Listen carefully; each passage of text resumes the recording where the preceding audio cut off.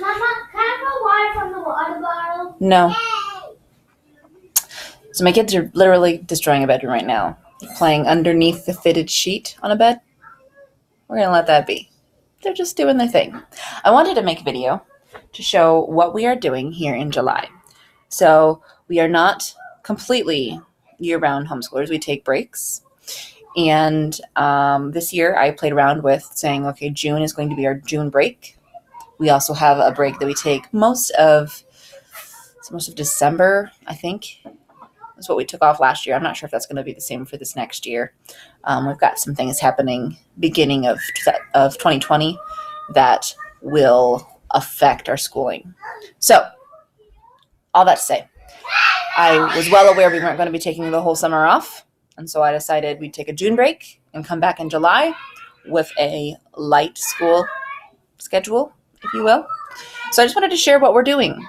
I have Alexi, who's going into second grade. She did not finish the earmarked first grade stuff in just about any subject. So we have a month's worth of work left to do in her first grade math. She will be done with this by the end of July and be ready to start second grade. We started halfway through the year with Abeka Books first grade language. She's not doing any language worksheets. She's not doing any of the letters or the phonics or the language worksheets in July. She got to the new stuff. She did all the review of the stuff she learned in kindergarten and got to the new stuff, and that's where we stopped with her first grade language arts.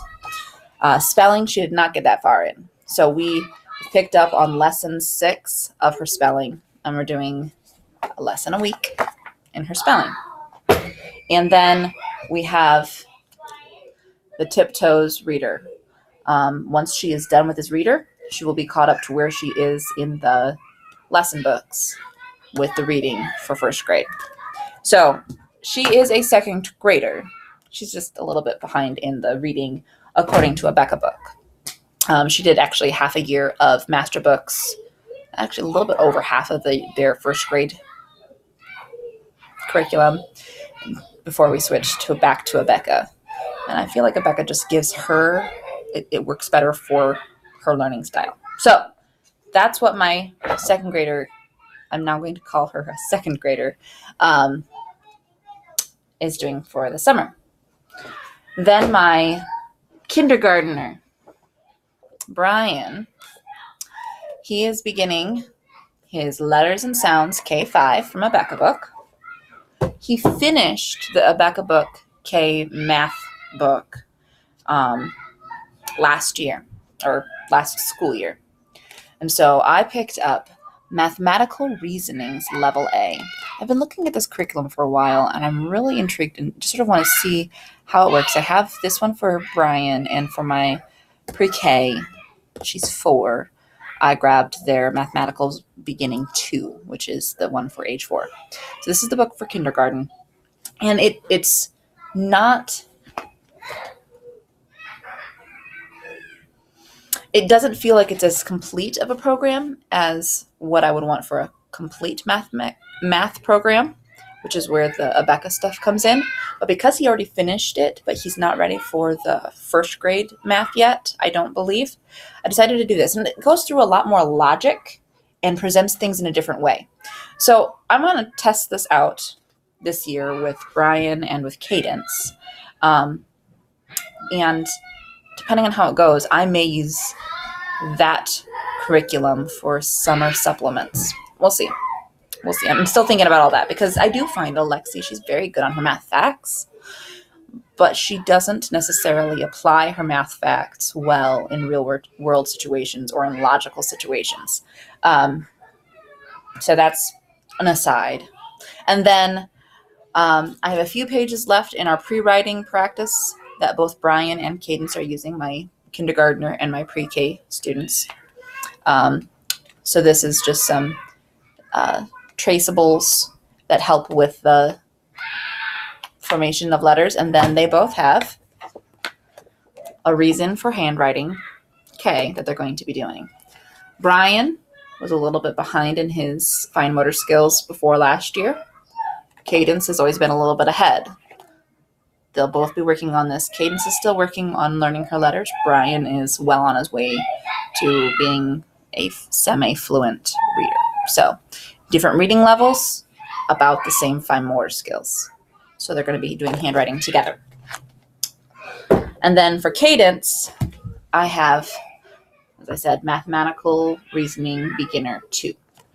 And that is what she's doing for this year. So both Brian and Cadence, they're just getting a jump start on their curriculum for the 2019-2020 school year. Alexi is doing some wrap up and some continuation of last year's before she gets into this year's. And I'm going to do a separate video on what we're actually doing for the 19 to 20 school year. But I just thought I'd share what we're doing as we do our July schooling. I sort of broke it up into saying that our school year is from August through the end of May. June is a break, and then July is whatever we need it to be. July is either we need to catch up and wrap up something like the math, or it's we need to get a head start so we don't forget everything. Because I've even noticed today, as I did school with the kids, there are certain things that just we were out of practice of doing, and we've only stopped for a month. I can't imagine stopping for 2 to 3 months. That's too long to not be doing school and then have to try to relearn. So in effort to continue our schooling, to not have to relearn how to learn, that's what we're doing. Now, the one other thing that I started, I grew up with a Word of Life Olympians program, which actually, this is not the Olympians, that's the Gophers. There it is. Olympians program. I grew up doing this as our church had it as a part of our children's ministry. Well, I went ahead and bought from them one for me, one for Alexi in the 1st and 2nd grade age range, and then one for each Brian and Cadence in the early learners, which is the 4-year-old through 6-year-old range. And it is just a devotional, but it's separate from our Bible reading. We're still doing a Bible reading or a devotional reading where we sit together and read.